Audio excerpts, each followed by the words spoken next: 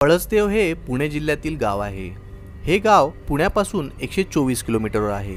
उन्हाळ्यात धरणाचे पाणी आटले की पाण्याखाली बुडालेले पळसदेवाचे मंदिर दिसू लागते। पुणे सोलापूर रस्त्यावर भिगवण हे प्रसिद्ध गाव आहे। या गावापासून काही अंतरावर पळसदेवा गावाचा फाटा फुटतो। गावातून गेलेला हा रस्ता थेट पुढे उजनी धरणाच्या पात्रात पोहोचतो। पाण्याची थोडीशी पातळी जर मंदिरात असेल तर एका छोट्याशा होडी प्रवासाने पाण्यावरून तुम्ही पळसदेव मंदिरापर्यंत पोहोचू शकता।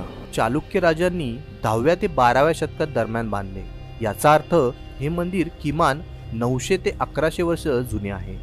हेमाडपंथी शैलीतील या मंदिराचे शिखर सप्तभूमिज शैलीमध्ये आहे, ज्यामध्ये शिखरात एक लहानसा घुमट आहे, जेथे बसून 6 ते 7 लोक वहन आणि पूजा करू शकतात।